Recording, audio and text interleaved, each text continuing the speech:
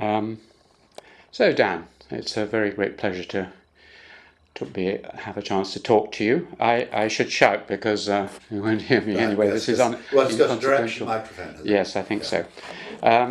So it's a great pleasure to have a chance to talk to Professor Dan McKenzie, who I've shared a room with for some years now without crossing paths too often, and who we knew each other quite well many years ago on the research fellowship electors and other such bodies. So, Dan, tell me when you were born and where you were born. I was born in Cheltenham, which I had never been to since then, in 1942. As a result of my parents really deciding, before most people decided, that Hitler was not going to win the war and that it was all right to have kids. They wouldn't turn into nasty little Nazis. And I was very grateful to them because a lot of what I'll talk about later on is actually a consequence of the fact that I was just of the right age to catch one of the big revolutions in science. Right, and tell me something about your parents or your ancestors as far back as you want to go. My grandfather, who was a really quite famous doctor in Harley Street, died before I was born, and actually before even my mother met him. And he was a proper Scot, and came down from Edinburgh and set up a practice in Harley Street, and lived in a great big grand house in Highgate, with servants and a chauffeur, which he drove down to Harley Street every day and all the rest. He was very prosperous, and was really quite well known. He wrote various books both on his specialty and on other things, and some of those, interestingly, are actually still quoted. I've never actually fished them out of the UL to see why people still refer to them, but he was an ear, nose and throat surgeon. His son, my father, went to Highgate School and then to Keys, and also became an ear, nose and throat surgeon in Harley Street. And he that was after the war. During the war, he was in the RAF, and I was brought up when I was a small child in the farmhouse on which John Hampden refused to pay ship tax, right, in Buckinghamshire, which at this time my parents found it was no longer being used as a house.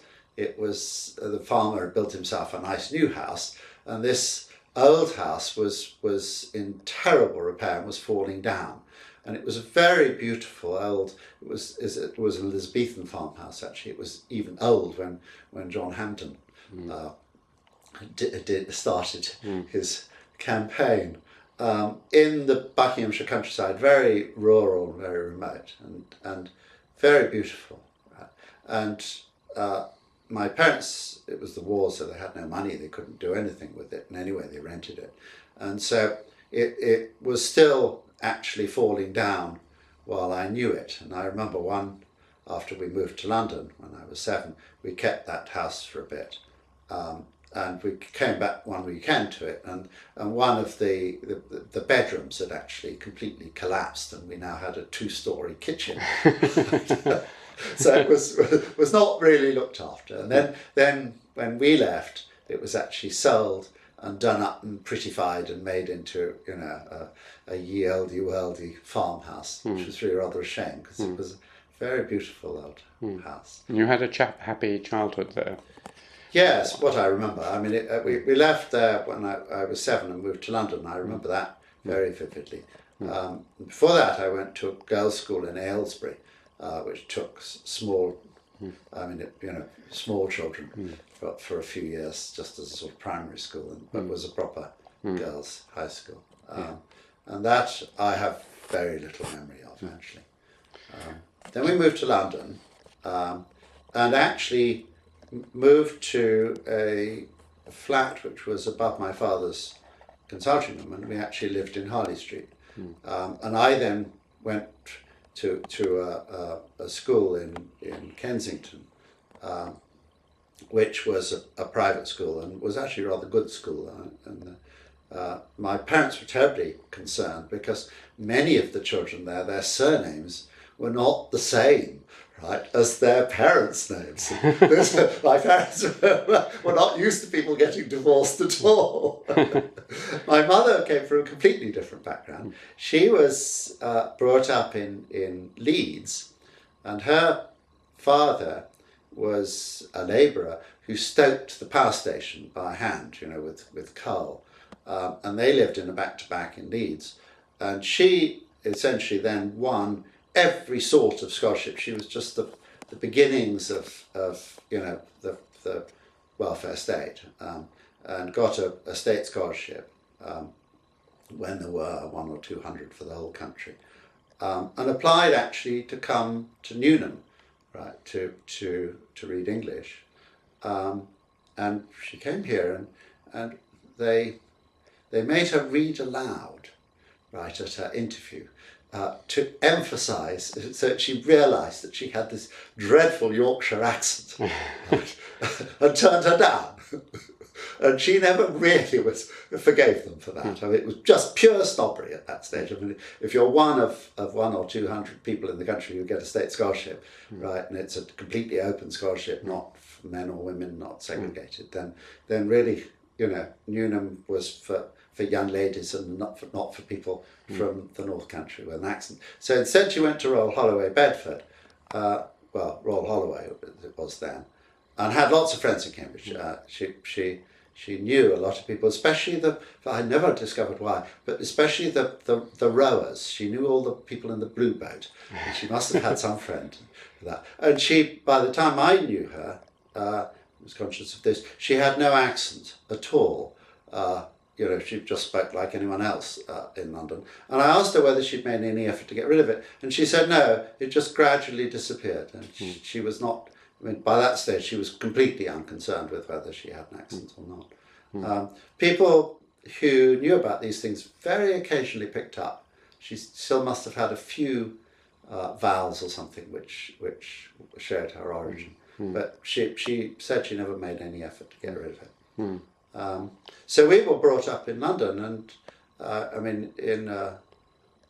then went to school, first of all, to this school in Kensington, and then to Westminster Under School, and then went on to Westminster itself. So I had really a very sort of grand public school education with extremely bright teachers, and that I was very grateful to. Were there any teachers who particularly influenced you? Until puberty, I was, absolutely hopeless, bottom of the class, couldn't do anything, was getting nowhere at all. And I vividly remember the change, because things that happened to you at 13 or so, you're very conscious of what you were like before. And I suddenly discovered, I was always quite good at maths, but I discovered essentially physics and chemistry, and to some degree biology, and just took off, and after that never looked back. And my younger brother, who was 14 months younger than me, and who'd always been the bright one in the family, never really got over the fact that suddenly, aged 13 or 14, I went from being bottom of the class to top of the class and never looked back after that. And I have this distinct, very clear memory of what it's like to be at the bottom of the class rather than the top of the class, which I think has been rather good for me, actually. It certainly makes me much more sympathetic to the undergraduates who have trouble. Was there any science teacher or other teachers? Yes, there were two maths teachers and a physics teacher. One of the maths teachers was Jewish and a refugee. He was German, and he came from a technical high school in Germany, and he was terrific. What was his name? Prague, right? Adolf Prague. He was terrific, and the other one we always called Preedy Fisher, and he. Adolf Prague taught pure mathematics, and Preedy Fisher taught applied mathematics. And I was never, actually reliably top, but there was a competition always between 3 or 4 of us. Nobody actually was consistently top of the maths class.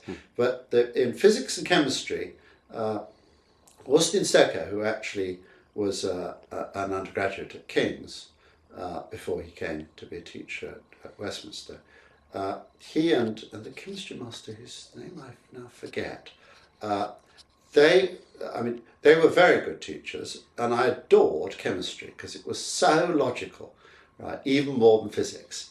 But in both, I was completely reliably top, year after year, right? With no real effort on my part. I mean, particularly in physics, I found it completely transparent and obvious, right?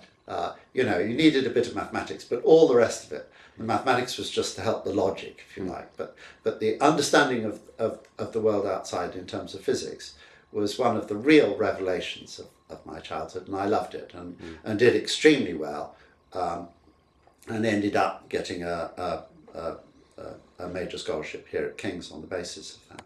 But how I came to King's was quite interesting because Austin Stokoe still had friends here, and he wrote to them. In those days, there was no organised entrance. You just applied to whatever college you wanted to go to. It wasn't put into blocks of any sort. So I applied, as I remember, to 4 or 5 colleges here and 4 or 5 at Oxford. And Austin Stokoe wrote to one of his friends here and said, would you should interview this guy, right? Because he's bright. And they took that seriously, and called me out for an interview before I had any examination results at all. And now I'm trying to remember the name. The person who interviewed me was a classicist. Wilkinson? No. And also a botanist. Raven, that's right, John Raven. And he and I this was my main interview, and I had no idea. I'd never been interviewed by anyone. I had no idea what to expect. And I remember very well coming here to the Gibbs building and seeing these great big doors and thinking I should knock on the door. So I knocked on the outside door. Of course, that's absolutely useless. And somebody took pity on me and said, no, you need to go inside there and knock on the inner door. So I went in there and knocked on his door. And we spent, I should think, probably an hour talking about Dostoevsky's novels and the Orchids of the Chalk. And on the basis of this, right, both of which I knew a great deal about, right, and on the basis of this, he gave me a place in King's to read physics. I've always been completely amazed at this. I don't think that would happen nowadays. I think somebody would ask me some technical questions, but I didn't see any of the scientists at all, right, and got asked no technical questions at all. That was all done on the basis, really, of what Austin said. Amazing. One incident from your school which I heard about was apropos religion, that you were asked the whole class was asked what their views of religion were. Do you remember that incident? No, I don't. This is Herbert Huppert talking to Julian Hunt, because Julian was an exact contemporary of mine at Westminster, and was in the same sets. And it clearly made a big impression on Julian. It made no impression at all on me, because I have never been religious. My parents weren't either, and so it never seemed to me. I've never been able to connect with the religious way of thought, frankly. Reputedly, everyone else was too shy to say anything, and you said, "No, I'm not. I don't believe in God. I'm a scientist," which would be rather nice. I was at school with Julian, I think, before that. Oh, were you? At the Dragon At School. the Dragon School, yes. So he was in the same year as me at the Dragon. Oh, so you knew Andrew Hunt too? Yes. Anyway, just to finish off on your parents, did either of them, do you think, influence you either emotionally or intellectually very much? Your mother was obviously a very distinguished writer. Yes, my mother influenced me very much, actually. My father less. He was quite an interesting character in various ways, and was particularly good at languages. And he, after rather too late, I think, to have much effect, tried to persuade me to be a doctor, but by that stage I'd already discovered physics, and that was going nowhere. But my mother was very interested in in landscape planning, and also in geology and things of that kind, in not a very deep way, but she knew a bit about it. And she was a very, very forceful character. She absolutely took over your life unless you could resist. And really what happened was rather a shame, because she got cancer of the breast while I was still at school, and that was operated on successfully, and that did not recur. But when I was an undergraduate, she got cancer of the womb, which was not operable. And what was such a shame was that she really just started off. I mean, she got rid of her 2 children. They've both gone off to do things. She started off to train as a landscape architect. She did 1 year of the course and found it pretty uninteresting. So instead of doing the 2nd year, she decided she would write a book on the subject, which became the standard textbook then for this subject. And so they gave her an honorary degree, which I thought was very sensible of them. This was called New Lives, New Landscapes. That's right. Yeah. Yes. And that book had more impact than anything else she wrote. She wrote various literary things, which I find rather precious, frankly. But New Lives, New Landscapes, it's absolutely like her. I mean, she has this vision as to how you should build a landscape for the modern world. And it's, absolutely like her, completely without any attention to any other way of thinking, absolutely clear vision as to how to do this. And a lot of it has actually been I think it's been very influential, right, as to how things should be done, right, of, not objecting to roads, of particularly motorways, landscaping them and using them as methods of separating the town from the countryside, and as to the beauty of the countryside with modern farming methods, right? And when all the hedges are removed, you can actually see the landscape, right? And I always feel this when I go to the eastern part of the US. There's just too many trees; you can't see anything. I want to mow them all down and see what the countryside looks like, rather than live in this forest. And that I'm sure is from her. And she was extremely encouraging to me in doing what I wanted to do, and was very, very interested in my scientific intellectual life. She was never terribly happy after her experience with Cambridge that I would settle down here and become a fellow of King's and all the rest of it. But she realised that was not actually going to turn me into a stuffy little academic, but that this place here really offers the best environment into which to do first-class science that there is in the UK, frankly. When you were an undergraduate, were there any particular teachers or colleagues? Well, let me do a little bit more of my school life, actually, because that had actually more effect on me in many ways than being an undergraduate. Because after I got into King's and had got a scholarship, I then decided actually not to take a gap year, but to become a mathematician and stay at Westminster, because the maths teaching was so good. And I thought the maths teaching was probably better there than at Cambridge. So I stayed on and took all the maths exams and got another scholarship in mathematics at the end of that. But I did all kinds of other things because my future no longer depended on this. So I got politically very active with the fairly violent left wing, actually. And I also rode as I wasn't really quite big enough, unlike Pat, right, or big or heavy enough. But Pat Bateson, yes. But I was, because I knew him also at school. But I was quite good. And he was at Westminster, wasn't he? He was at Westminster, yes. And I knew him slightly. He was too, I think he was either in his last year or second to last year when I arrived. And, in those days, schools were very stratified by age, and you didn't have to do with particularly the grand senior boys who were, I forget what he was. He was probably head of his house or something or other. So I knew him slightly, but not well. Did your leftist politics continue through your life, or was it? Then I came up to Cambridge, and I mean, unlike London, I found Cambridge politics completely sort of half-baked, people sort of pretending to do things.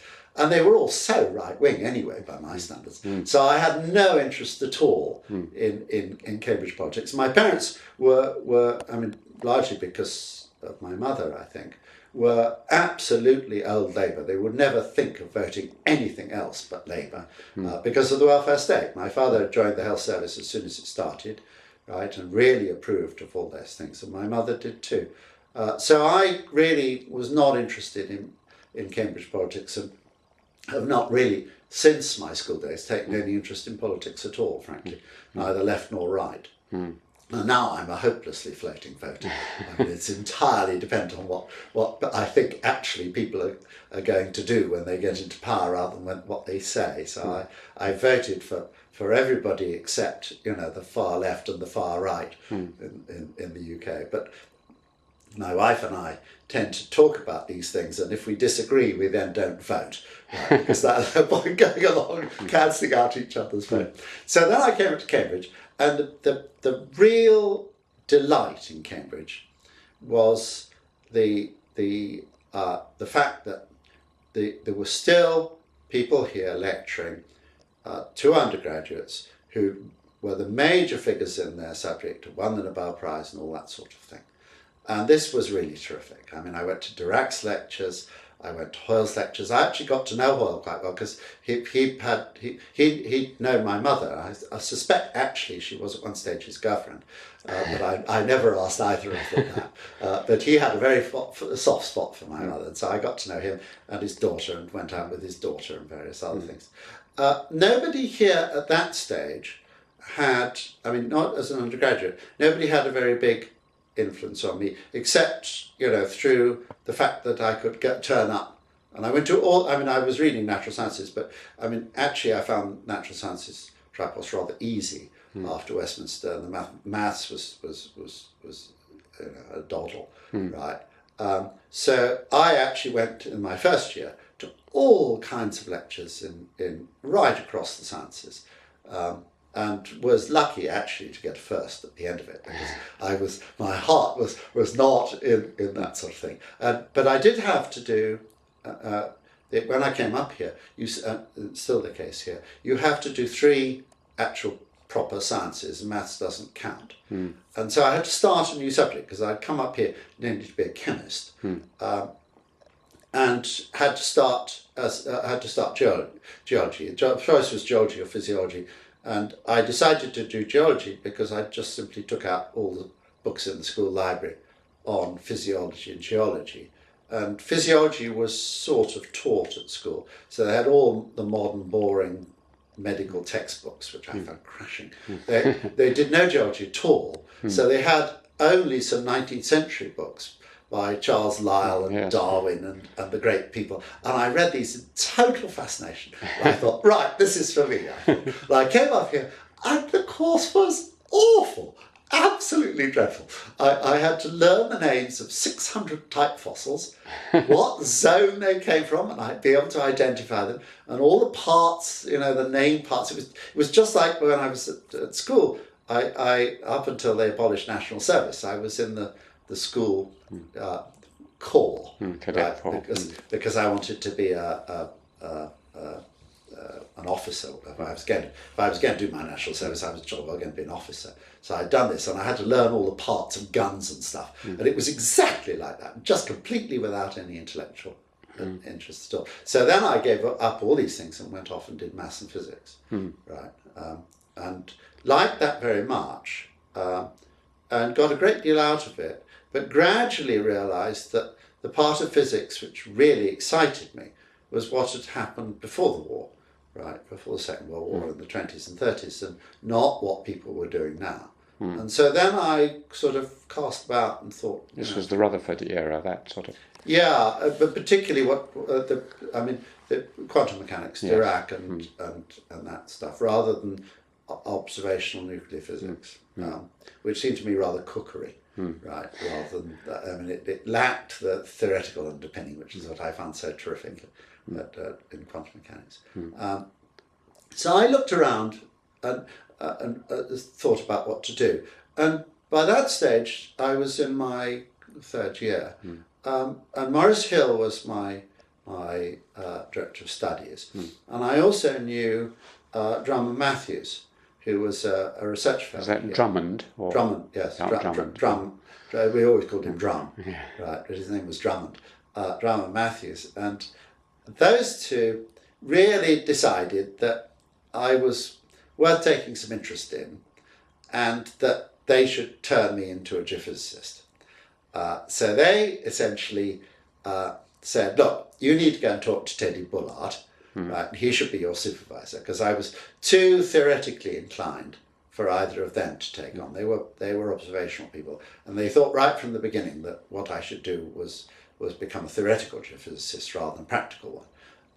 And they were right at the beginning. That's another story which I'll come to in a minute. So I went and talked to Teddy Bullard, and he said, yeah, I'll take you on. And so I became a graduate student, also rather as I became an undergraduate at King's with no serious interviews and no nothing. And, before I had a degree in this sort of thing. And that again has changed. We don't take people on like that. And everybody now is properly interviewed. I mean, there are people with that sort of background who's done as well as I have, get quite an easy time of it, but they still have to go through the proper thing, which I didn't. So then I had, by that stage, I got very, very fed up with physics, and I got a 2-1 in my final degree, which was more a reflection of my being, uninterested in the details that I was being taught in my final year in physics, really.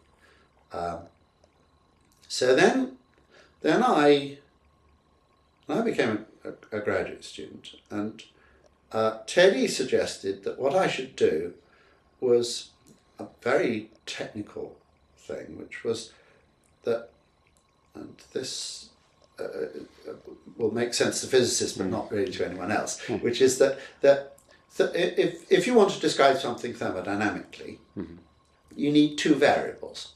And the 2 standard variables that people use are temperature and pressure. But the whole subject is cast in such a way that you can do it with any 2 variables. So what you can measure in the deep interior of the Earth is the 2 seismic wave velocities, the P velocity and the S velocity. So why not use these as your thermodynamic variables rather than pressure and temperature, and express all other thermodynamic variables in terms of these?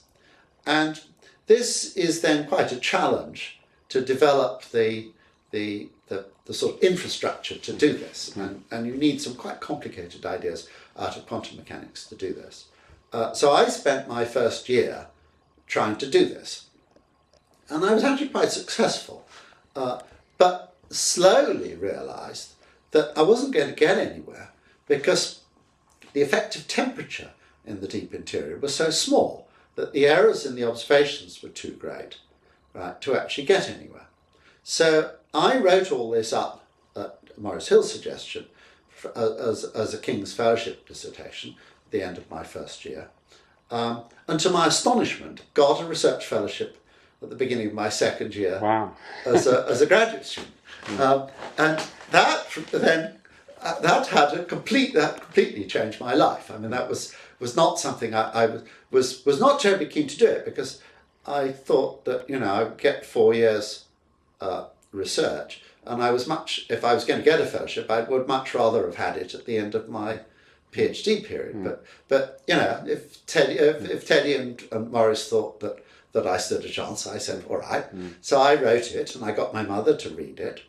And she was very good, because I had a rather stilted way of writing, which came, I think, from writing essays that I loathe.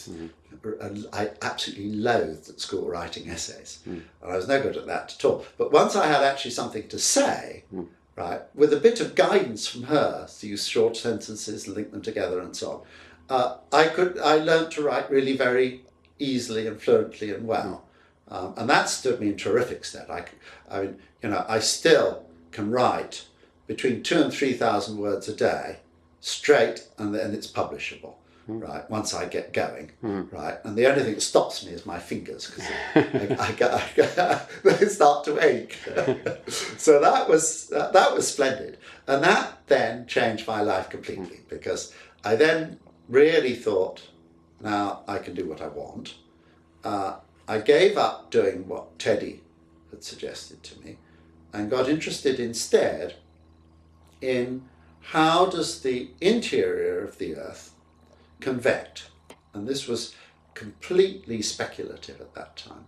But I taught myself fluid mechanics, and I went off. I had got very fed up with Cambridge by this stage, so I went off to University of California at San Diego at Scripps on the invitation of two people there, Freeman Gilbert and Walter Monk. And I didn't really, there was, in those days, lots of money. Right? That was not a problem, especially not, that paying somebody who's used to a British standard of living in California is really not, those days was not a problem, because they paid me comparable to an American graduate student, which was really nothing, right, by their standards. And there was lots of money from all kinds of Air Force programs. It was really still the end of the big injection of money from Sputnik, and the fact that the American Navy was extremely interested in anything to do with deep sea oceanography. So they just, gave me some money, and I didn't need very much. So you suspended your King's Fellowship, did you? Or? No, I didn't. I don't know whether it's still the case, but the arrangement then was that the clock ticked for 4 years. If you were in Cambridge, they paid you. If you weren't in Cambridge, they didn't. Right. So I was perfectly happy, to use it as essentially a backstop in case my American money ran out. Yeah.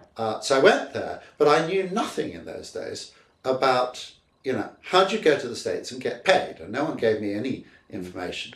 And so I went along to the embassy and got an immigration visa, which was very easy to do in those days, because it was none of this business of taking, it was the historical thing. There was a quota for the UK, which was never filled, so I could just go there and get an immigration visa. But I knew nothing about the fact that I was then liable for the draft. So at the end of 6 months, they sent papers to me saying, and now you have to register for the draft.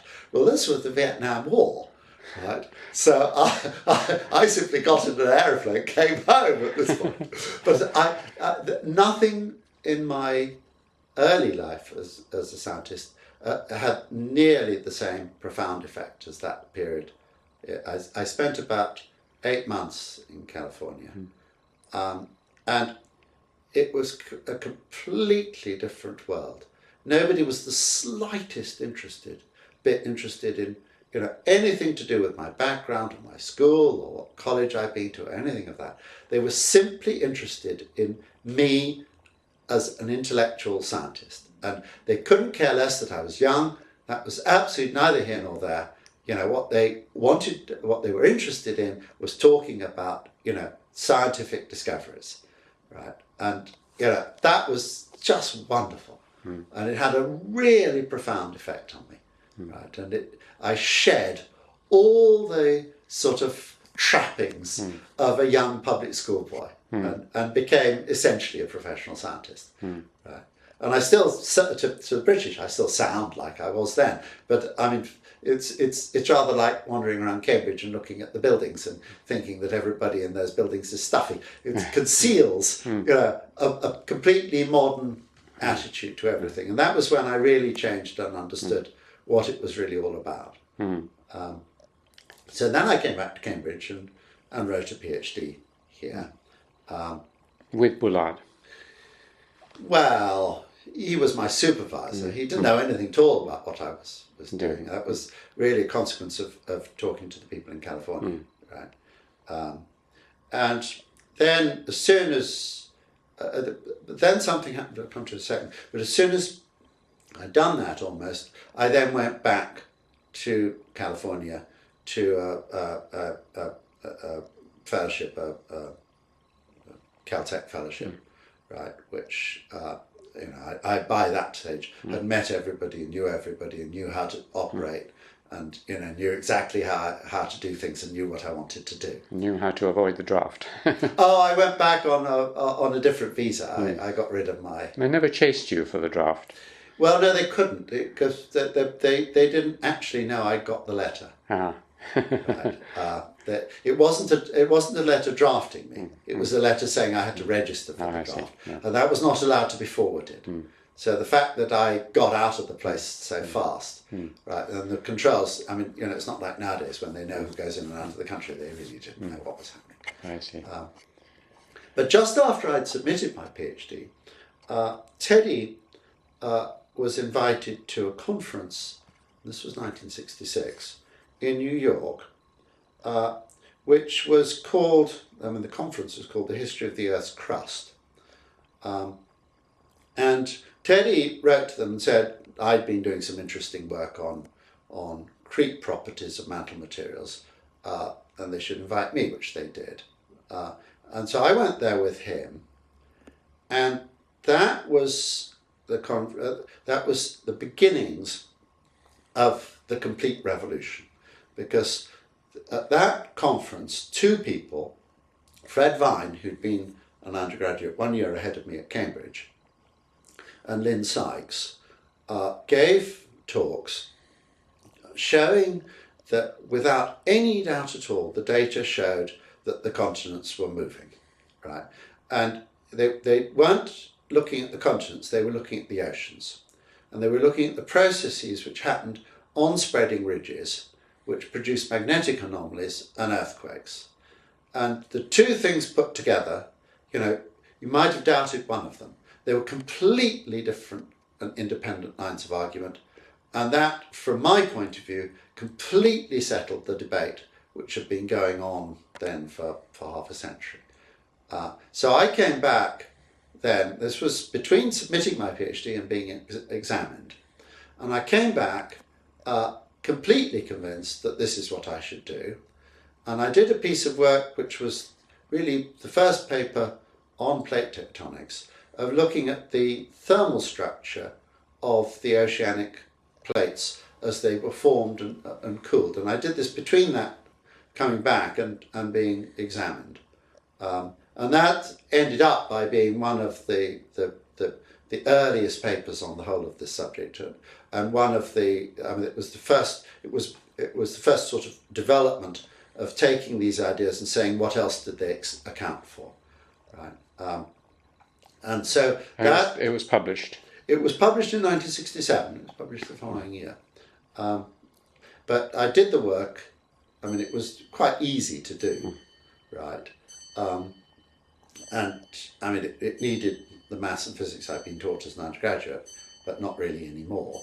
And it used an approach which I'd really learnt from the fluid dynamicists, who do everything in terms of dimensionless variables, which is totally opaque to everybody else, but is extremely powerful way of thinking about things. And so I took that, and that was the first use of it in solid earth geophysics. So that, it was not a novel thing from the fluid dynamicists, but it was novel in this subject. And it was all extremely, the mathematics was done properly, the solutions were exact, it was all analytic, right? And it was all done in 5 pages. So that really had that was a real step forward. And then, I didn't do the actual computation then at that time, making the pictures and stuff. I left that until I was at Caltech. That, in those days, was a huge undertaking. It was not like now. Actually getting the programs debugged and getting plots done and all the rest of it, Nowadays it would take me an afternoon, but then it took me, all of 3 months at Caltech. So I went there and spent, the thing that I was doing most was that. But Caltech at that stage was, the place I went to was called the Seismological Laboratory, which wasn't on the main campus.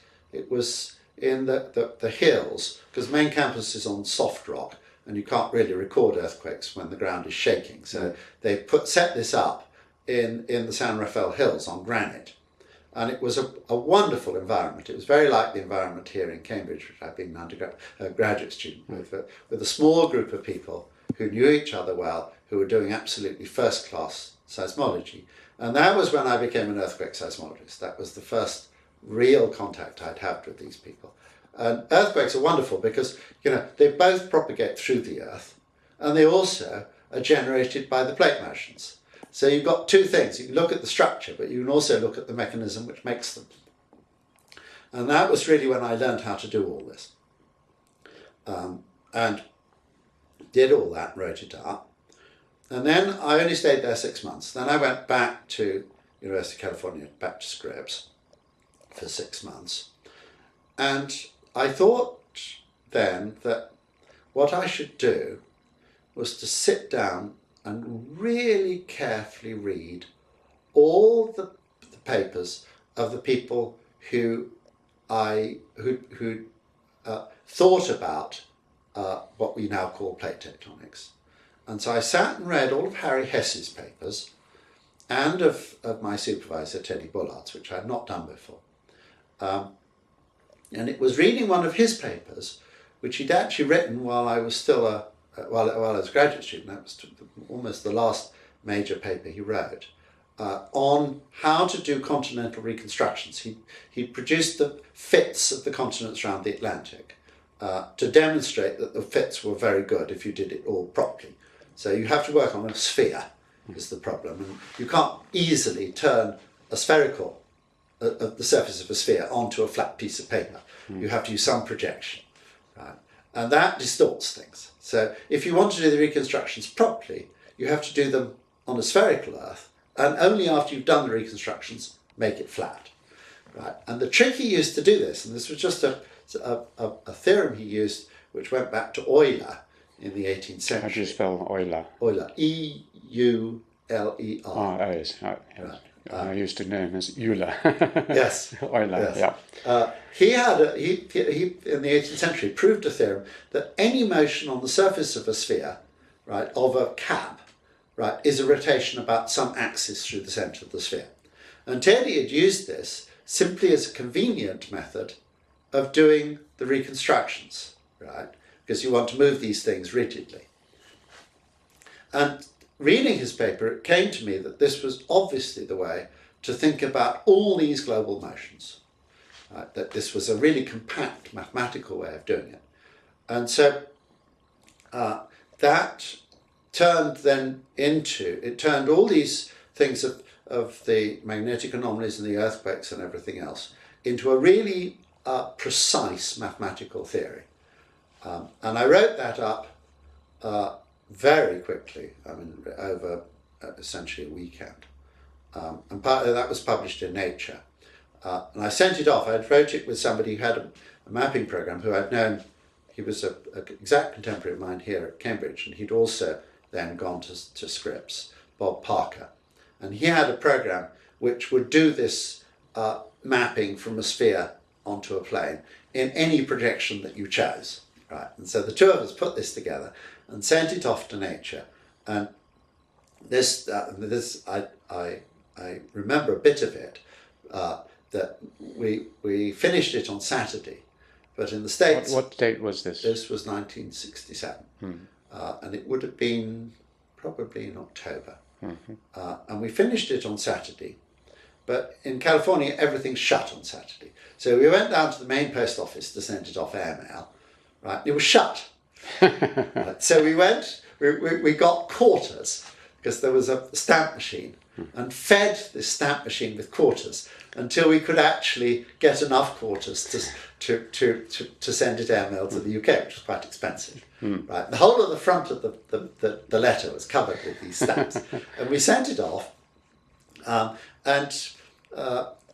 Herbert Huppert's wife Felicia remembers meeting the two of us after we'd done this, and us being very happy and very pleased to have got this off.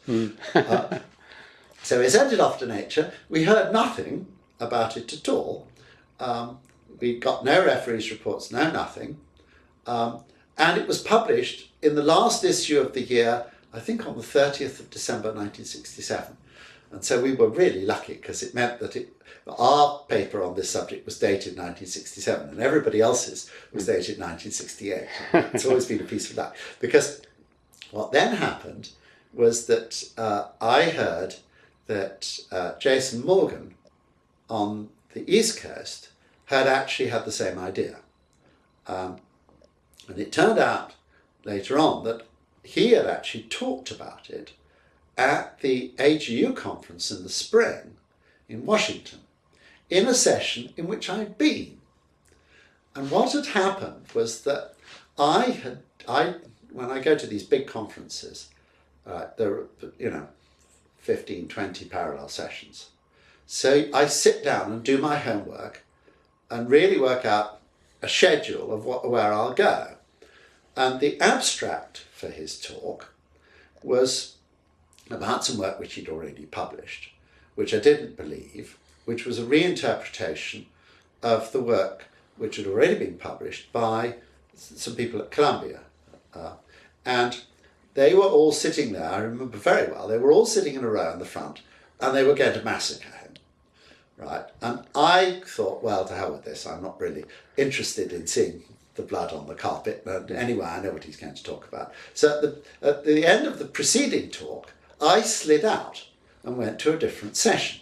And he didn't talk about his abstract at all. He talked about plate tectonics. Right? And nobody understood anything of what he'd said. It made no impact at all, except on one person, which was Xavier Le Pichon. How do you spell Le Pichon? L-E, and it's separate, Le Pichon, P-I-C-H-O-N. He was French, and he was also working at Le Monde. And he went back and secretly then absolutely worked flat out to do all the reconstructions using these ideas, and said nothing to anyone, because Le Monde is the research lab at Columbia is still like that. It's a very secretive place, big, secretive, extremely competitive. So I didn't know anything about this until much later. So I then, that was. So what I did was independent, but much later than, well, not much later, 3 or 4 months after Jason Morgan at Princeton. Has anyone ever alleged, Oh, yeah. that you did hear this yes, talk? Yes. Of course. Yes. The curious thing about a lot of the ideas that, first of all, which led up to plate tectonics and then these ideas of plate tectonics, was that they were discovered or invented or whatever by two people working quite independently at the same time, and I'll come to that in a second. So we sent this off and were very happy, and then I left Scripps and drove my old car across country to spend 3 or 4 months at Le Monde. And then I went on to Princeton. And when I reached Le Monde, I discovered everybody was working on plate tectonics, right? And I also discovered the story I've just told you. So I then sent a telegram to Nature saying that I would like, because of the priority, I would like to hold this paper. And they said, no, it's too late, it's already been typeset. And now I think that was, I'd asked actually somebody at Scripps, Bill Menard, because I'd heard a little bit about this when I was still at Scripps, as to what to do. And he said, because I talked to him during the summer, right? He knew that he knew what I was doing. He'd had difficulty understanding it, and he knew it was independent. So he'd told me just publish. And nowadays I would give exactly that advice to someone in my position, right? And nature didn't hold it, so that was all right. And at Lamont, I discovered everyone was working on plate tectonics, but they were working in the oceans. So I thought, look, if it works in the oceans, why won't it work on the continents too?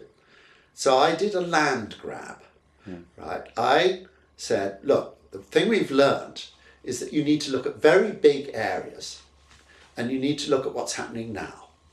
So I said, right, I'm going to look at the earthquakes on the continents, and I'm going to look at the earthquakes from the Azores to eastern Iran.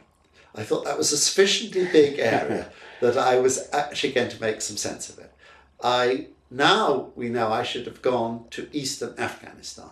I didn't go quite far enough, but it was good, it was near enough. And so I simply then looked at the mechanisms of all the earthquakes which had been recorded, right, in the whole of that area while I was at Lamont. I worked absolutely flat out, right, doing this, and really worked out what was going on, right, in the continents in these new terms, right, and didn't at that stage write anything, but I did shortly afterwards, because I mean the amount of work I hadn't had a background in observational geophysics at all at that stage, so I had no idea how much work it was to actually do this sort of thing. Then I went to Princeton at Harry Hess's invitation, which is where Jason Morgan was. And when I got to Princeton, I discovered that in the previous year, the two of us had done 3 or 4 problems using identical mathematics in exactly the same way and exactly the same approach, of which plate tectonics was one, but the other one was this thermal structure of the oceans, and the other one was looking at earthquake mechanisms in a way which the seismologists didn't. And it was a revelation to me that, the subjects get to a certain point, right, and then if you're bright and working in this field, it's obvious. Okay, and that was why I was so glad that my parents had actually decided that I wasn't going to be a little Nazi in 1942, because if they waited till 1944, I would have been too young to have actually got onto this. And it was a wonderful time because I was in right on the beginning, published 2 of the first papers in it, had a research fellowship at King's, no attachment in the university, and I could just simply work flat out on the development of this thing. And I worked flat out and published lots and lots of papers on every sort of development, down to things with Nick Jardine, who was at that stage a fellow of King's, on the implications for evolution of animals and plants and all kinds of things. Just the whole world opened up, and I went in every direction, right, with this. And it was just wonderful, right? You were in Cambridge at this time. So then what then happened was that I'd been in the States for 1.5 years. I came back to Cambridge for 6 months and lived in King's. Then I went... What year is this now? This is 1968. Yeah. Then I went on a cruise in the Indian Ocean with a friend from Scripps, John Slater. And we found the magnetic anomalies on the seafloor of the Indian Ocean, which were formed when India moved northwards and collided with Asia and produced Tibet and the Himalayas. And we were supposed to be doing something else with this ship, but it wasn't a very big ship, and he was chief scientist.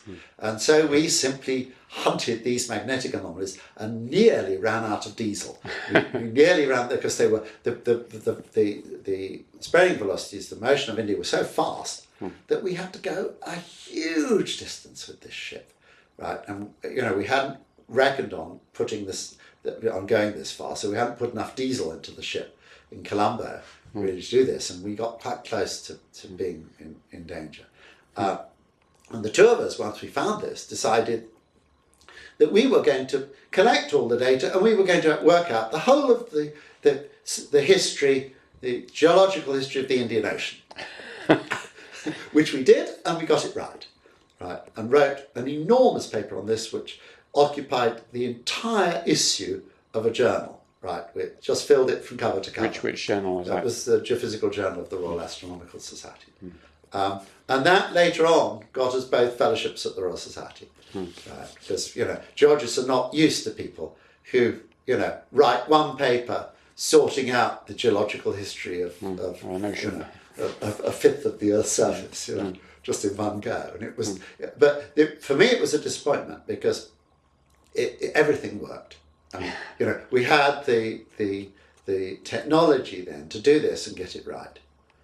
And we didn't finish it because we didn't have the work just wasn't enough data to do all of the details. But everything we said was right. And the drilling ship that went there and dated all the rocks and everything else, and everything just was sorted out, and you could see all the details of how India did this, written in the seafloor. So that was published in 1971, and I up until then I'd spent typically 6 months of the year in Cambridge and 6 months of the year in California, and I had got my research fellowship at Kingston, my junior research fellowship, run out. But by the time I came up and applied for a senior research fellowship, I'd written these papers on plate tectonics and, had gone from being a completely unknown graduate student to everybody invited to every international conference. So I'd become, one of the major figures in the subject in about 2 years. And it was a most extraordinary sensation to go, from being, a junior type graduate student to having this sort of impact. Right. So you got a senior research fellowship? I got a senior research fellowship for another 4 years, and then I got a university position, I think in 1969, a little bit unwillingly. 1969? Yes.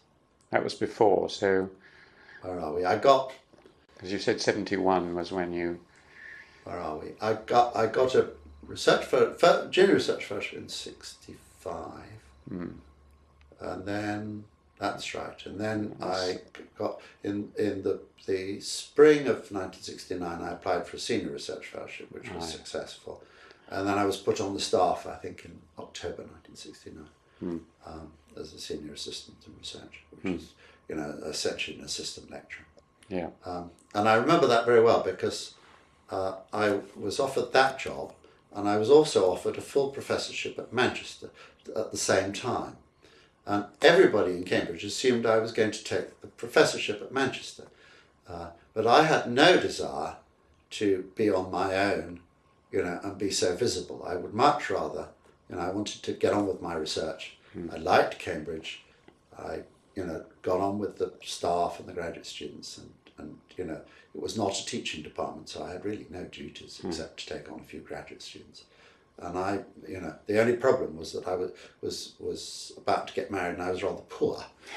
but apart from that, I would much rather, and I'm quite sure now I made the right decision to stay here.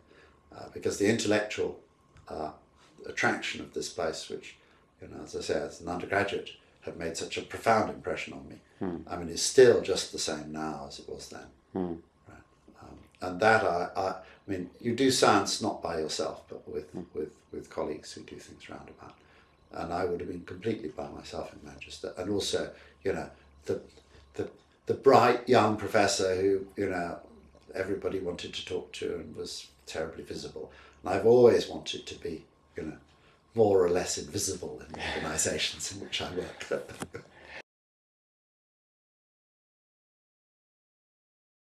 So I was then became a member of the university staff, a senior assistant in research, and shortly after that got married, and settled down a bit more in Cambridge and stopped travelling quite so much, and started then to have graduate students and have an ordinary professional life. And I myself was working on all these aspects of plate tectonics, but gradually getting less and less enthusiastic about it, because it worked too well, essentially. That you could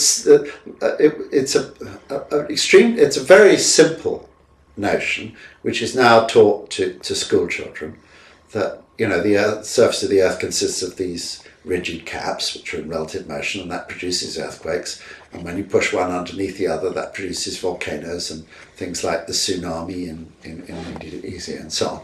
And all this worked out just, once you've done it, it was basically trivial, right? And I wondered whether I was going to be one of these people who just had one really good idea and then lived off that for the rest of their life, because I really wasn't getting very far. And I decided to try to try and understand something which plate tectonics is really not concerned with, which is what is the mechanism which keeps the plates moving, right? How does all that work? And this is made much harder by the success of plate tectonics, because if all that you can see of the motions are the motions of these rigid caps, the motions underneath are fluid dynamics. They're much more like pouring water into a jug or something of that kind. But all you see of that is like the motion of the ice in the jug. You don't see any of the details of what's going on. So it was very hard to get any relevant observations, and that was what we did, and this was with Nigel Weiss, who was an astrophysicist who I knew in applied mathematics, was to do numerical models. Right? We built computer models of the behaviour of these fluids, and he did them from below and from within and things like that, and saw what they did. And we could have done this in the laboratory, but in some ways it's easier to do it on the computer. And we spent about 5 years doing this, right? And it was very successful. We got a great deal of understanding of the basic physics of this sort of process, which had not really been looked at before, because the difference between what happens in the oceans and atmospheres and what happens in the Earth is essentially due to the viscosity. In the oceans and atmospheres, the fluid motions have momentum, right? So, if you put up something and the wind blows against it, it will not, if it's not strongly put up, it will be flattened, right? And it's flattened essentially by the momentum of the air which hits it, and the same happens in water. Right? This is the principle of water cannons, right, of how you control demonstrators by shooting water at them. You knock them flat, and it's the momentum of the liquid. Now, the mantle has no momentum. The flow in the mantle is so sticky that it's like, honey spreading. If you put a drop of honey on a table, it very slowly spreads out, but it hasn't got any momentum. Right? And that's what the interior of the Earth looks like. And this was not something which the fluid mechanics people had up to at that point spent a great deal of attention on. So we got going first of all on the computers, and later in the laboratory, looking at what sort of flows did you get, what sort of cellular convection did you get, and whether we could see this on Earth. And this was really very successful from a sort of learning point of view. And then we calculated the surface influence of these things, and the gravity field of the Earth is principally controlled by the motions in the mantle. And this I'd realised when I was a graduate student. My PhD thesis was on this topic. But by that time we had much better measurements of the gravity field from satellites and things like that. So we could actually see the circulation. And this was the one of two things which I did at that time, which actually made me think that I could have a life beyond plate tectonics. And the other one was the success of our work on the continents. I, by that time, had graduate students who were doing these things, and we were working in Iran in the field, and I was still looking at all these earthquakes. And we got a really good understanding of, first of all, how the continents moved, and then a little bit later of actually some completely new phenomena, right, which only occur in the continents and don't occur in the oceans, which are the development of sedimentary basins, and I'll come to that in a minute because that was the other really big thing which happened. So then I started to cheer up, right? That you know, because I got elected to the Royal Society in 1976. And by that stage, I was essentially an assistant director of research, which is the equivalent of a lecturer. And the university was not very keen on promotions in those days, so they didn't even after that promote me to a readership or anything. I stayed as an assistant director of research for some years after that. But I wasn't terribly bothered, except I was rather poor and I was married. And I continued to go backwards and forwards to the States and to work with Americans and work with people all over the place, actually, at that time. So then I suppose the next really big thing to happen to me came from the work on the continents. And why the continents are so different is that plate boundaries in the oceans, you know, you have a sharp line between two plates, they separate or they come together, and up wells the mantle in between and melts and does various things like that. On the continents, and this is why the ideas had not been discovered on the continents, the deformation is distributed over huge areas. In Iran, the whole of Iran is being shortened. The whole of the Aegean is being stretched. Right? It's not concentrated. We still don't really understand why this should be, but the description of the motions is then quite different, because you've got to take account of the fact that it's not just on one fault. You know, you've got lots of earthquakes distributed over a large region. Right? You've got to actually then think about what that means and what differences that produces. And one of the differences that it produces is that if you stretch the continent over a large area, you make the cold part, which is the structure of the thing, is the structure of the Earth, is that there's a cold part which is the plates on the top, and then the convecting mantle underneath has more or less constant temperature almost down to the core. And so you've got a very steep temperature gradient near the surface, and then it's isothermal below that. Now, what happens when you stretch the thin layer at the top is that you make it thinner, and so you increase the temperature gradient because you do it quickly. And what then happens, and there's a whole lot of faults associated with that, because it stretches and you get earthquakes and all the rest of it. The mantle wells up into the hole underneath, right, and it's hot. And then the whole thing, after you stop stretching it, it cools. And as it cools, the whole thing contracts, and so the surface sinks. And this is the explanation of things like the North Sea. Right? The bottom, if you look deep in the North Sea, you see all these big block faults where there were earthquakes. And then that motion stopped, and then for the last, 100 million years or so, the North Sea has just sunk. And all the sediments in there were deposited in shallow water, and now at depths like 4 kilometres. And it's those shallow water sediments which produce the oil, because they're now buried so deeply they've got hot again, and they've got hot, and the organic carbon breaks down and produces oil. So once we understood this, and this was, I read this paper in the late 70s, 1978, based on what I'd found in the Aegean, not in the North Sea. And I wasn't at all interested at that time in these things which are called sedimentary basins, which is what I've just described. I was interested in continental deformation. But, you know, nothing is clear like that. You know, when you see something, it gives you other ideas.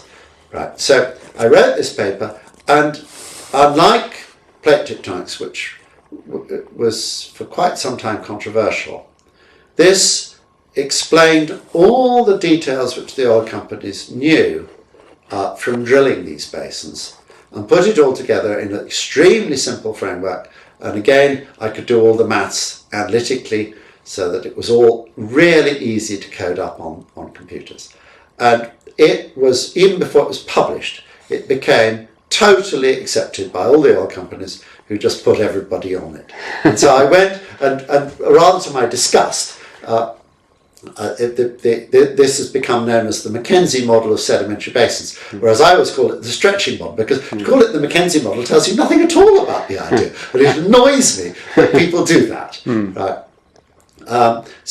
But the fact that it's attached to my name meant that suddenly, in a completely different area of the subject, I became extremely well known. And I really only ever wrote one paper on this subject. But that was all that I needed to do, because it was so obviously correct.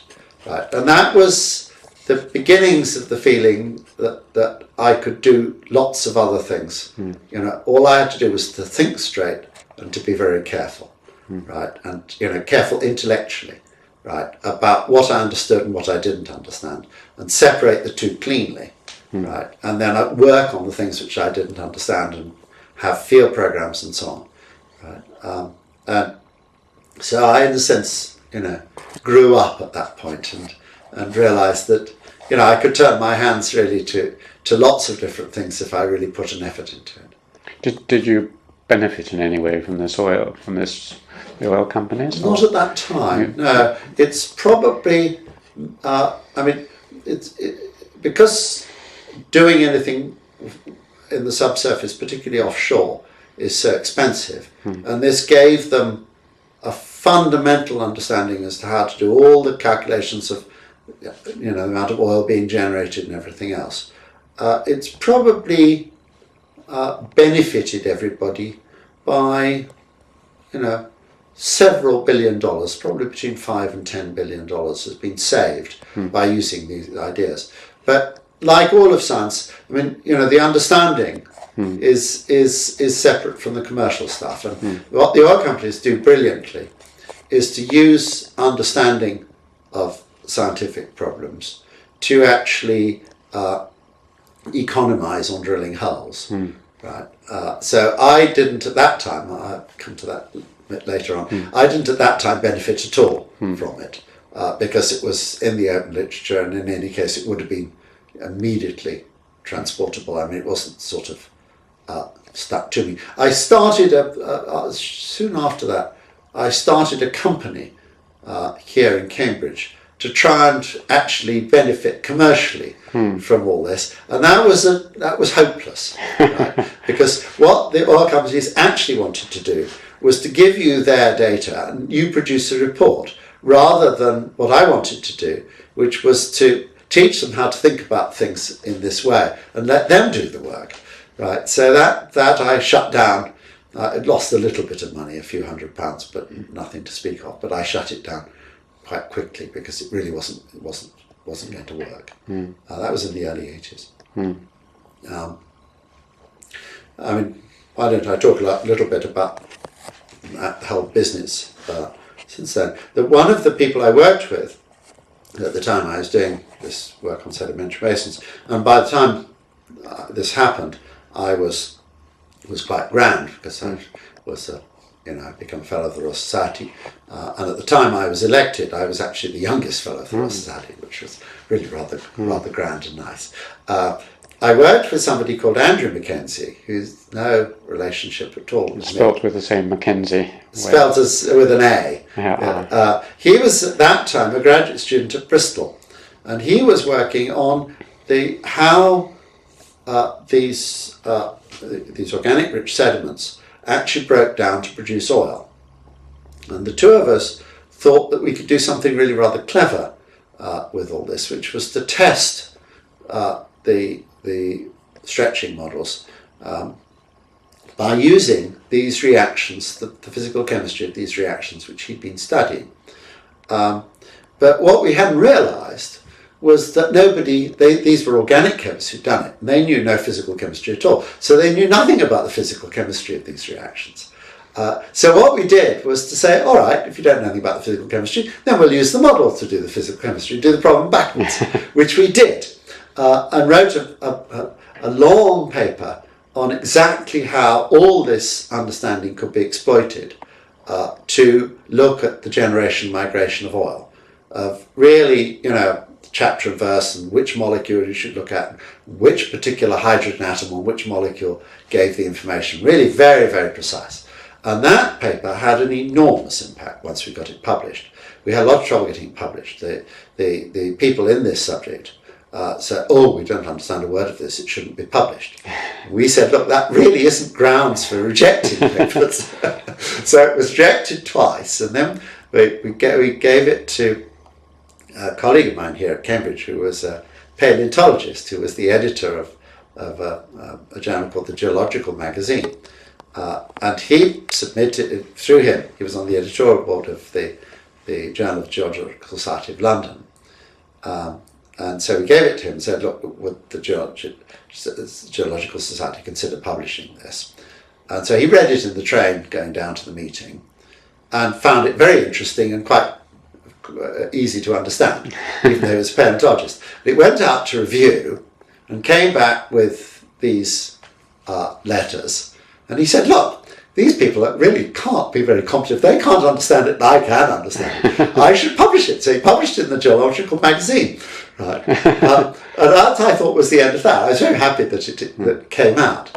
But then it proceeded, and this is the only paper that's ever happened to me, it won the best prize in organic the prize for the best paper in organic geochemistry published that year. So we with some delight sent this to the editors who rejected it. And Andrew then went into BP and did research for a little bit. And then he was very clever, still is very clever, and he was interested in a career in an oil company rather than just being a researcher. And so he then went on a fast track promotion through BP and came out of that about 10 years later. I lost touch with him during that period. But then he became John Brown's right-hand man. And John Brown was by then the head of BP. And John had the idea that he wanted to start some research institutes, one in Europe, one in North America, and one in the Far East, in universities, because he believed, and I think he's quite correct, that a lot of the problems that BP faces, that there is some understanding of these problems already in the scientific community, but that BP didn't really have access to a very broad background of people with science backgrounds to know where to start finding out this sort of thing. And what he wanted was to set up these institutes to establish links with BP, with people in the university, so that when new things came up in BP, they could actually find out quickly, right, what was already known and how to set about it. And Andrew came to see me with essentially the idea of starting such an institute in Cambridge. And he and I put together this programme, and this would now be, I suppose, about 10 years ago. And we wrote one side of A4 for the BP board and for the university to set up an institute with an endowment of £25 million. And it went straight through both BP and the university, right, without any modifications. And so we set up this BP Institute in Cambridge. And I must say, it's the largest amount of money for the least amount of work that I've ever received. How long did it take you to write this?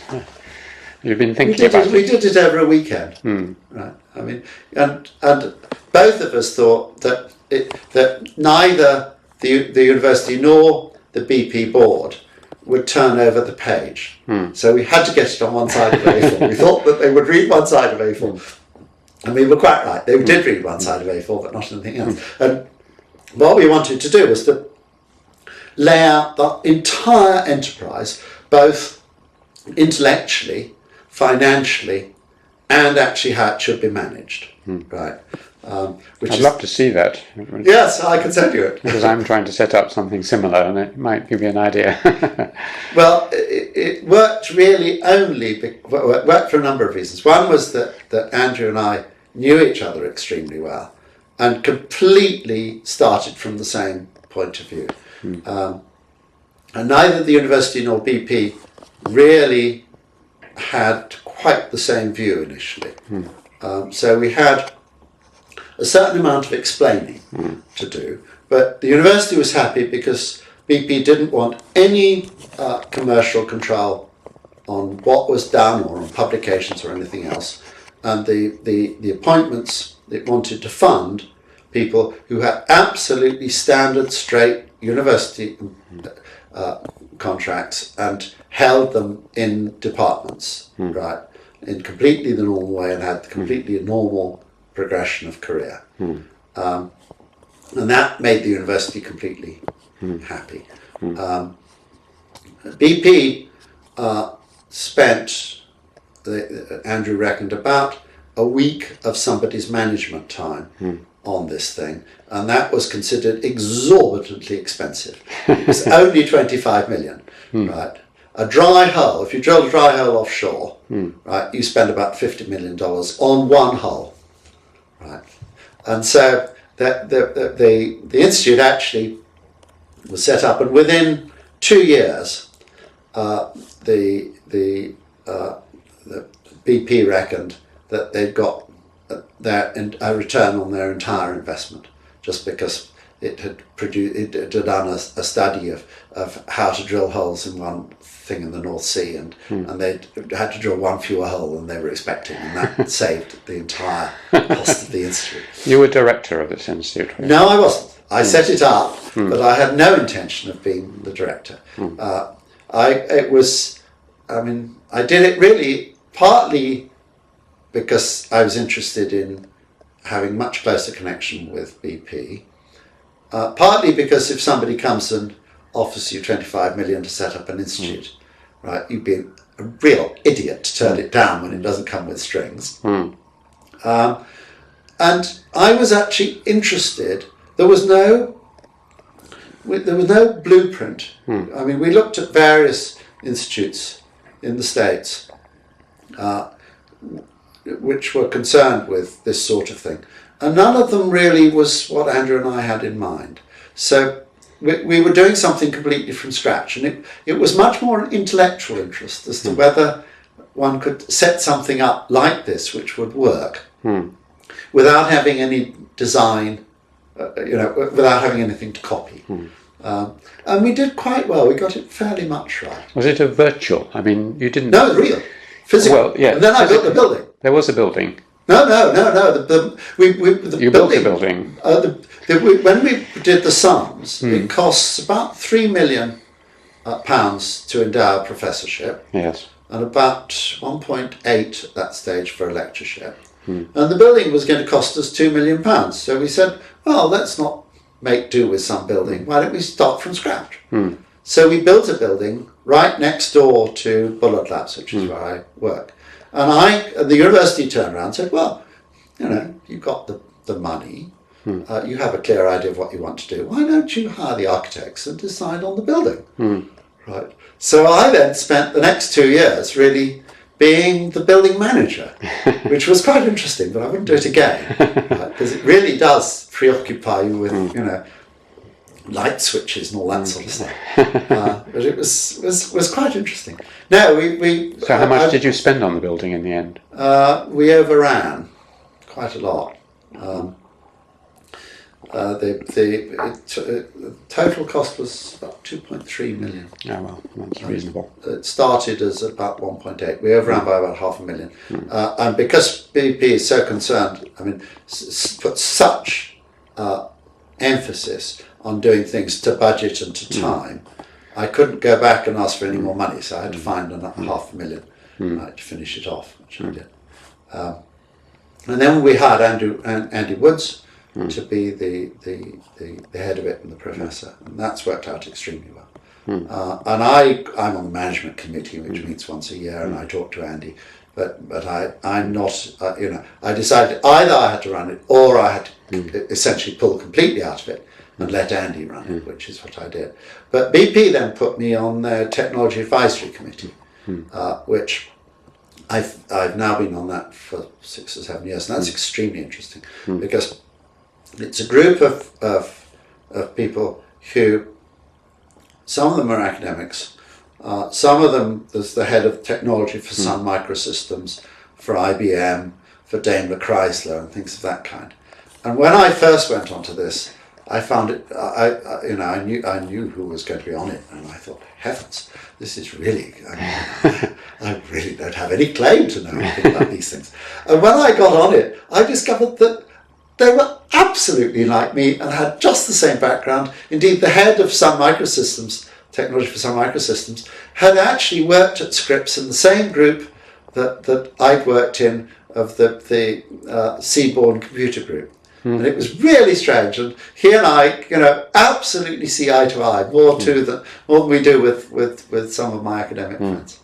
And it's really been fascinating because we report directly to the board. We have complete clearance to look at any aspect of the entire company, and it's our job really to go around and say what we think about it. So we just wander around the world looking at how BP runs its refineries or does its drilling or whatever. And it's absolutely fascinating. I mean, I'm really delighted to have, because it's a completely different world from being an academic, right? And one in which I'm now totally embedded in a way. I know exactly how things operate and what people will think and what their problems are and so on. And I found it fascinating.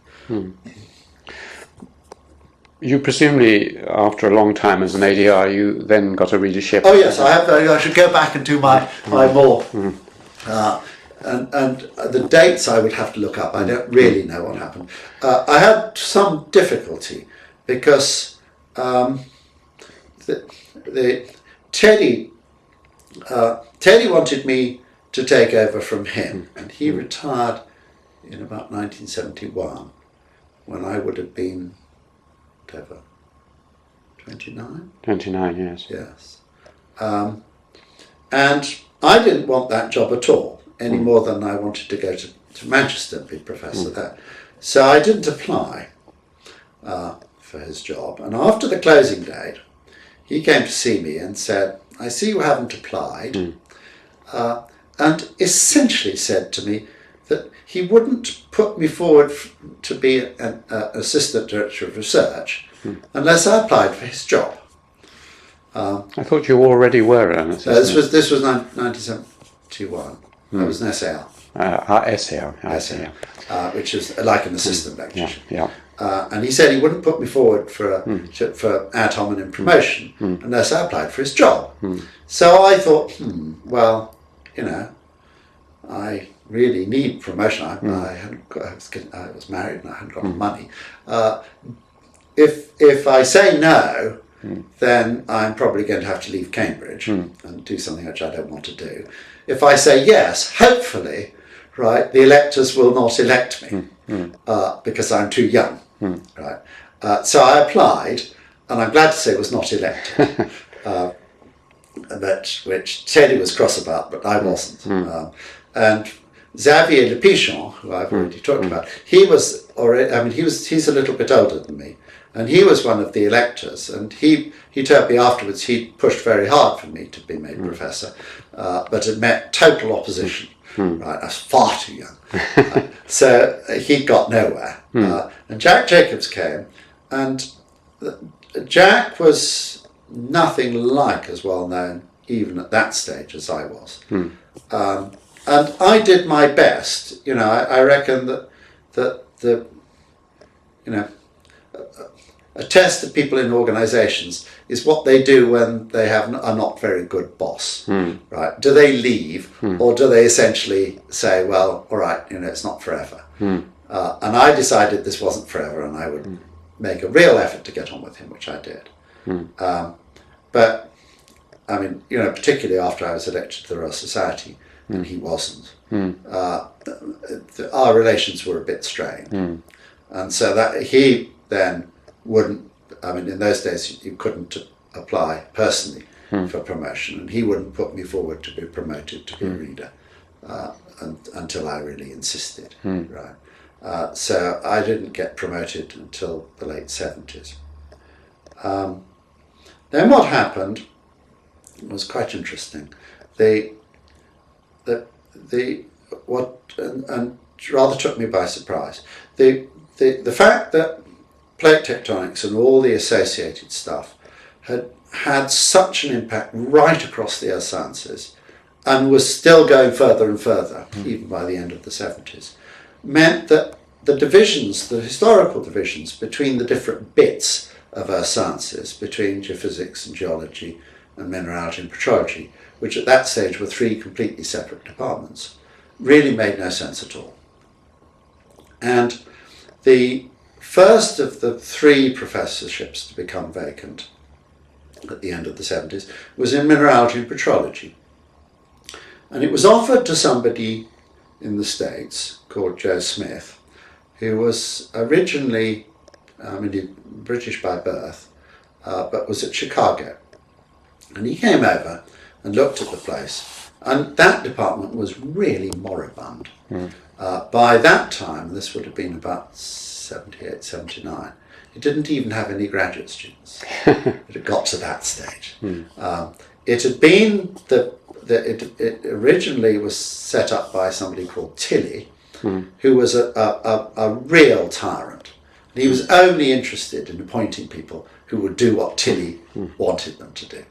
And that's a recipe for disaster in departments.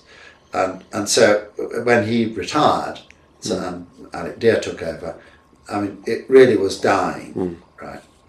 And so Joe Smith turned it down and said this department's just useless, which was a fair statement, right, but was too narrow. And what they then did was very imaginative. They offered it to Ron Oxborough, who at that stage was a lecturer at Oxford, and he was originally trained as a geologist, but he'd done a lot of work in geophysics. And he would have been perfectly good as the head of the geophysics department in which I worked, or of the geology department, but he'd never done any work in mineralogy and petrology. So the appointment only made sense if you were going to put the departments together. And he then came here and talked to me, spent a whole evening talking to me about what my views were about doing that sort of thing. And I was totally in favour, right? And said, look, I didn't know what the views of my colleagues were there, but, by that stage I was a reader and I had tenure. I said, I'm coming in with you if you do that, and I will try and take the rest of them with me. And so Ron, on the basis of these conversations, accepted the job, and we put the three departments together. Jack was really opposed to that. And I'm afraid I just simply said, look, at this point, I'm going to take no notice of my head of department. I'm just simply going to see, I know this department very well. I know exactly how to deal with it, right? This is the thing which makes sense for us. We should do it, right? And I'm going in anyway, and I'm going to take everybody in with me who wants to come. And had a whole series of open meetings after tea where we got Ron to come and talk to us, we got the university people to come and talk to us, and it was completely open. It was held, we did this after tea out at Bullard Labs. And because it had all been being done secretly downtown, a lot of the people from the other two departments came and to listen to these people. And then I said, after we'd had 3 or 4 of these meetings, we're going to have a meeting at the end of next week, right? And after tea to talk about all these things, and everybody who's present in the room will have a vote. So we had a meeting, and it was unanimous. Really? Right. And that was that. Including Jack, or was he not there? I don't remember. Jack, I think, voted. It was clear that it was going to go that way, so I think Jack then said yes. But graduate students, everybody had a vote, right? That was that. Right? And that was the end of the discussion, frankly. It never then became an issue, right? And there were various small things which people had got completely hung up about, like, whether we could continue to have our own telephone number, or whether we were allowed to use the Xerox machine without paying for it, whether this sort of thing was going to stay. And I said to Ron, look, all of these minor issues figure tremendously largely, they're trivial, right? If you've got any sense, basically, you will not change any of all this. We're a separate site, just leave it as it is and it will cause no problems. And now it's unthinkable that we shouldn't be part of the same department. I mean, it would be just awful. Right? And we weren't allowed to have anything to do with the undergraduate teaching. I, with tremendous effort, got 2 lectures on plate tectonics into the undergraduate syllabus by 1978. Right? That's 10 years after the whole theory broke. I went on sabbatical and they removed the 2 lectures. Because they were from somebody from a different department. Right? And after amalgamation, we just rearranged all the teaching, everything, and it was all done then sensibly. And did you do much lecturing after that? Yes, and I still do. And you enjoy lecturing? Yes, I do. I think I've been doing it for a bit long, and there are things which I now teach them, which they need to know, but there's no one else in the department can really teach it from their own research. And most of the things which were like that, other people, my former graduate students particularly, got involved with and then got university positions and have taken it on because it's their major research, and that was fine. And it's left me with a whole lot of things which nobody else has been involved in, which are really major issues, like mantle convection, what drives the plates, things like that, which I now have to teach because no one else really can. And I got a bit fed up with that because I want to teach some new things rather than doing this. Well, I did that for the first time for a long time this spring, and taught a course which was for the 3rd and 4th year undergraduates on new ideas really about the formation of Tibet and how that is a precursor to making these very old parts of the continents, which are very old and hard. And I think we understand how that whole progression now works. And they loved it, right? Because it was all completely new. A fair amount of it is not yet published, It's just the sort of thing which excites undergraduates. And I enjoyed teaching. It was much harder work than teaching my standard courses, but I enjoyed it very much. Right? But I do, I don't really want to do more teaching. And so it's a matter of shedding things, and I've tried to. But my colleagues are rather tough with me. So I don't look like being allowed to drop these things until I retire properly. You retire in 2010, is it, or 9? Well, yeah, the university rules have just changed. And historically, you retired at the end of the academic year in which you became 67. That's right. They've just changed that rule because of the EU thing on age discrimination, and you can now stay on after that if you want. And so I said to my present head of department that I would, provided I stay healthy, I will go until I'm 70 and then I will retire. So I will retire in 2012 if everything goes through as I suspect it will, because I had really a very strange career, because to go from being unknown to being the person who everybody invites to every international conference when you're in your 20s. I was 25 when all this happened. I found really very strange. And as a result of that, I then been given all kinds of prizes and honours, which is very nice, but always seems to me a little bit irrelevant in a way. That some rich man, in all the cases I've won, it's been a rich man, has set up some international prize which some group of people who you don't know decide to give to you. And it's very nice, and it's made a lot of difference to my financial life, actually, because they've been really large sums of money. But it isn't really what I value. What I value is being taken seriously by the people who are now actively doing research. And that I've got, I mean, at the beginning, I suppose, I took these prizes much more seriously than I do now. What I like is the graduate students, the subjects got harder. Graduate students now are more apprentices than they used to be when I was a graduate student, when the subject was new.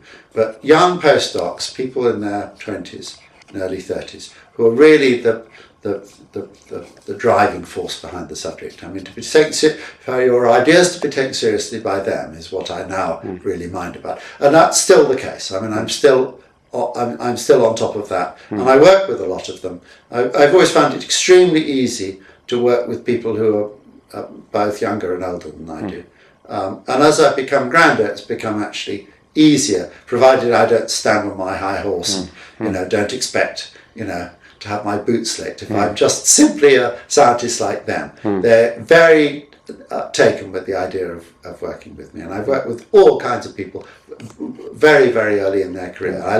I will only do so if I think they're clever. Right? They have to bring something to it. How many graduate students, roughly, do you think you've had in your career? I've decided last year I was going to take on no more. I've taken on, I suppose, about a graduate student a year, I would guess, since the middle 70s. So that's probably 30. I probably had about 30, I think. That's about the right sort of number. A lot of them have done extremely well, all over the place. I mean, James Jackson, who was last year elected to the Royal Society, quite a lot. Philip England, he was a postdoc of mine really, rather than a graduate student, who's now head of the Department at Oxford, also a fellow of the Royal Society. You mentioned your work has had a big influence on other traditions in India and further north, maybe China and so on. That's been because of the fact that once we started working on the continents, then on principle, I and the other people, my graduate students and so on, always work with scientists in those countries on an equal footing. We don't try and go it alone. And what we particularly like to do is to bring the bright young to Cambridge to do PhDs here on these topics, and then they go back, hopefully, back to their countries of origin and have an impact on the research there. That works sometimes, and sometimes it doesn't work. The worst experience was with Greece. You cannot get a job in a Greek research institute or university unless you did a PhD with a Greek professor in that place. Right? So our efforts there were completely fruitless. Right? When the graduate students went back, they were unemployable, right? And they left. But I mean, in some sense, although I was sad, for the individuals concerned, it was not so bad because they got extremely good jobs in the West when they left. The other sadness was with Iran. We had 3 graduate students from Iran before the revolution who were just full of enthusiasm for the revolution and went back. But they were tarred with a foreign brush by that stage, and it was not possible really for them to work there after the mullahs took power, and they all left. We're now back again with contacts there and working with them and doing various things, but I'm somewhat nervous that Iran is now going back. I mean, there's 2 opposing camps which pull in different directions very strongly, and the more fundamentalist one is now on the ascendancy. Largely, I think, because of the reaction of the West to what's going on there. and it's not that I criticise the West. I mean, all our Iranian friends are quite clear that the state supports terrorism, right? And the notion of a terrorist organisation with nuclear weapons is pretty terrifying. They're all quite clear that Iran is in all this to make nuclear weapons, right? And hope that it succeeds, even our more Western friends. And I suppose I would have the same view if I was Iranian. So that's been a long-standing collaboration, especially with James Jackson, he did his PhD on Iranian earthquakes, and then Atchison. James Jackson. Jackson, yeah. Yeah, and he then became a staff member and at the Department of Earth Sciences, and is now one of our. He is likely to take over as head of department next year. He's become a major figure in the place. Is that all right to be broadcast on YouTube? But, is that all right to be broadcast? Yeah, we've had long discussions in the department. That's all right. It's not decided, but I think it's everybody regards it as a done deal. I think. No, we don't have factions like that. So he's worked with the Iranians now ever since he was a graduate student, and very closely and very productively. I have another colleague, Keith Priestley, who also works with the Iranians and with the Indians and with the Chinese. And we've had various Chinese graduate students from mainland China who've gone back, who we have close connections with.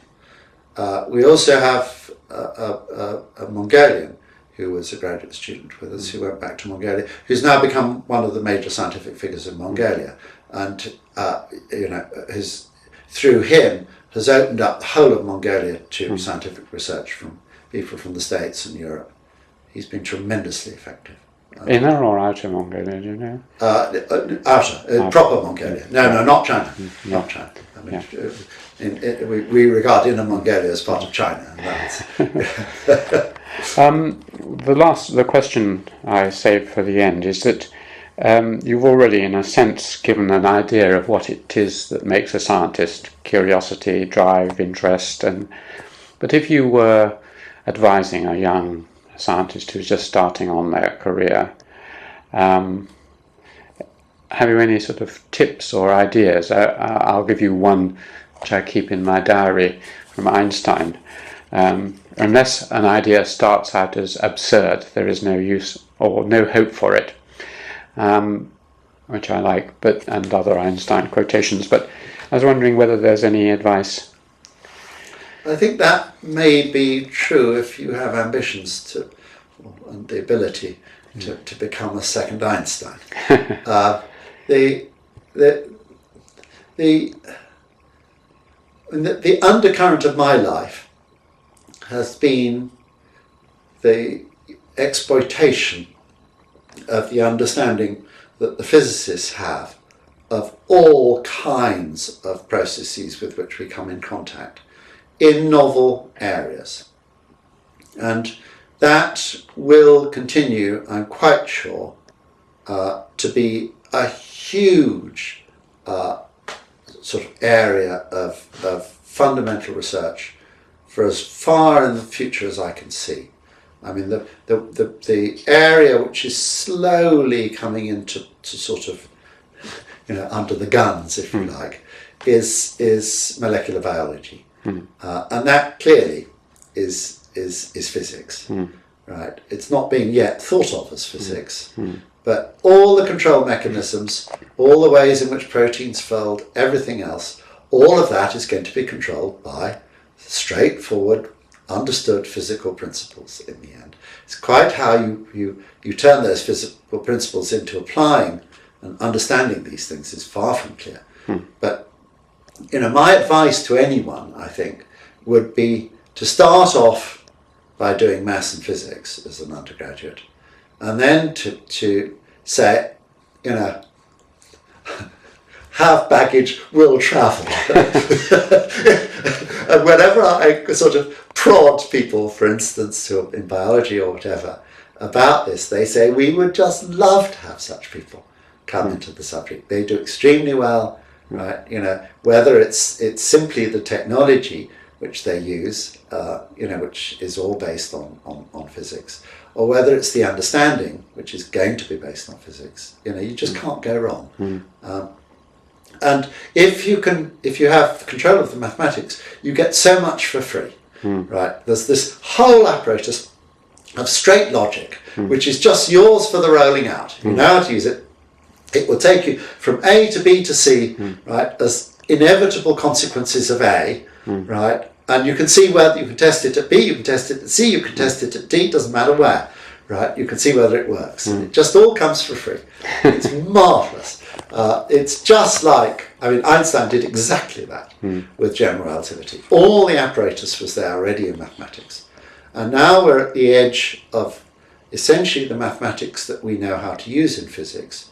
Progress is very, very slow. The business of trying to understand how to deal with the infinities and, you know, how to turn quantum chromodynamics into a you know, predictive theory, and what comes after that, and how to unify the very small with the very large, and you know, with gravity. All of that, nobody understands how to do, and the mathematical apparatus which people are trying to use to do that, string theory and stuff, they're doing the mathematics at the same time as they're trying to do the physics, and that makes it terribly, terribly difficult.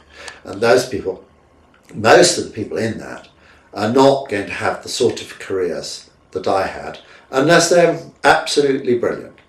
And, you know, I was not a brilliant physicist. I was a good physicist, and it really appealed to me, but I wasn't good enough to do, you know, fundamental particle physics and things of that kind. But I was quite good enough to use it and have really a wonderful career, right, beyond my wildest expectations, right, in the earth sciences. And, you know, the advice I would say is that, you know, unless you're of that caliber, you know, to really shift physics thing, say, right, you know, learning maths and physics shows you what a subject looks like when it's understood. Now take that understanding, go off and use it on all these things which are crying out for that sort of people, for those sort of people, right? And you will have a wonderful career.